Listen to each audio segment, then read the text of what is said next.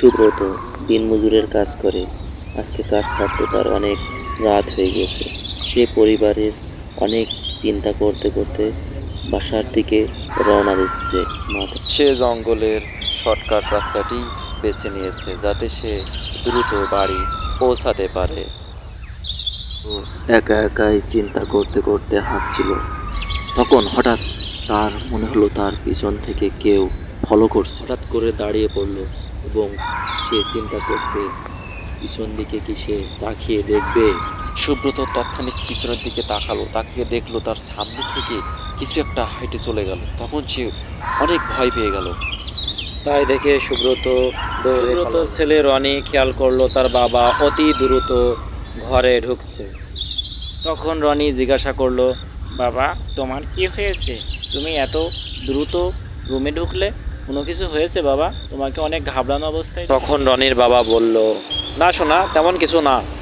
কেননা রনি অনেক ছোট, যদি তাকে বলা হয় সে হয়তো ঘাবড়িয়ে যাবে, নয়তো সেও হয়তো অনেক ভয় পেতে পারে। তখন সুব্রত বলল, চলো আমরা শুয়ে পড়ি, অনেক রাত হয়েছে। রনি তখন শুয়ে পড়লো আর সুব্রত বসে বসে ভাবছে, আজকে যেটা আমি দেখলাম কালকে এটা কাউকে ক্ষতিও করতে পারে, তাই সে এটার একটা ব্যবস্থা নেবে। সুব্রত ভোর ভোর ঘুম থেকে উঠে তান্ত্রিকের কাছে যাওয়ার জন্য রওনা হলো। তান্ত্রিকের ডেরাটা বেশ খানিকটাই দূরে, তাই সুব্রত দ্রুত পা চালালো। সুব্রত শর্টকাট রাস্তা ধরে যাচ্ছে যাতে তান্ত্রিকের ড্রায় অতি শীঘ্রই পৌঁছাতে পারে। সূর্য ডোবার আগেই সুব্রত তান্ত্রিকের ড্রায় পৌঁছে গেল। দেখলো তান্ত্রিক তার সহকর্মীর সাথে কথা বলছে। সুব্রত তান্ত্রিকের কাছে গিয়ে বলল, আমাদের গ্রামে খুবই বিপদ, এখন আপনাকে খুবই আমাদের দরকার। চলুন আমাকে আগে থেকে সব কিছু খুলে বলো, তাহলে আমি বুঝতে পারবো আসলে বিষয়টা কি।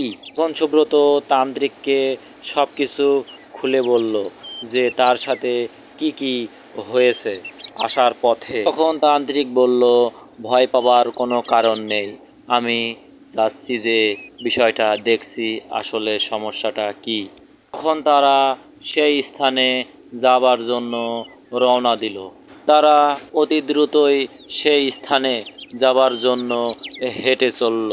তারা সেই স্থানে অতি দ্রুতই চলে আসলো যেখান থেকে সুব্রত ভয় পেয়েছিল। তান্ত্রিক এখানে আসার পর বিষয়টা বোঝা ও জানার চেষ্টা করছে যে আসলে এইখানে আছেটা কি। তখন তান্ত্রিক বলল, এখানে যে আসো অদৃশ্য হয়ে আমার সামনে দেখা দাও। আমি আবারও বলছি, এখানে যে অদৃশ্য হয়ে আসো আমার সামনে দেখা দাও। তখনই পেটটি তাদের দেখা দিল। তখন পেটটি গাছ থেকে তান্ত্রিক বলল, তুমি এখানে কেন আসো আর মানুষদেরকে কেন বিরক্ত করছো আর তাদেরকে কেন ভয় দেখাচ্ছ? তখন প্রেত বলল, আমি তো এখানে অনেক বছর ধরেই থাকি, আমি কাউকে আজ পর্যন্ত বিরক্ত করিনি, কিন্তু মানুষেরাই আমাকে বিরক্ত করে, আমার বাসা ভাঙার চেষ্টা করে, আমি মানুষদেরকে বিরক্ত তান্ত্রিক করি। বলল, ঠিক আছে, তুমি এই গাছেই থাকো, তোমাকে কেউ বিরক্ত করবে না, তুমিও কাউকে বিরক্ত করবে না।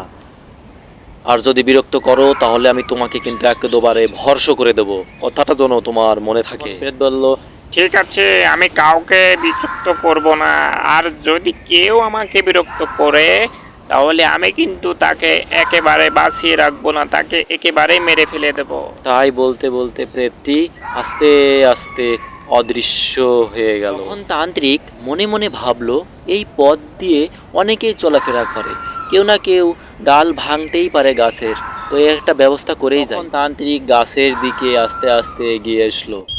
এসে এসে গাছে একটা তাবিজ বেঁধে দিল যাতে কখনো কোনো সময় পেট কাউকে ক্ষতি না করতে পারে। তাবিজটি বেঁধে সে আস্তে আস্তে তাদের দিকে এগিয়ে গেল।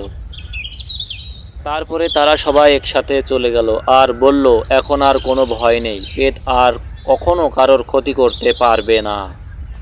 হ্যালো বন্ধুরা, এমন সুন্দর সুন্দর কার্টুন ভিডিও পেতে অবশ্যই আমার চ্যানেলটি সাবস্ক্রাইব করে পাশেই থাকবেন। সামনে নিত্য নতুন কার্টুনে চলে আসবো আপনাদের মাঝে। আর সবার আগে আমার ভিডিও পেতে অবশ্যই বেল আইকনটি টিপ দিয়ে রাখবেন, তাহলে আমি ভিডিও ছাড়ার সাথে সাথে আপনারা আমার নতুন ভিডিওগুলো পেয়ে যাবেন। আর অবশ্যই লাইক কমেন্ট করতে কিন্তু ভুলবেন না, লাইক কমেন্ট করলে আমাদের ভিডিও বানানোর আগ্রহটা বাড়ে।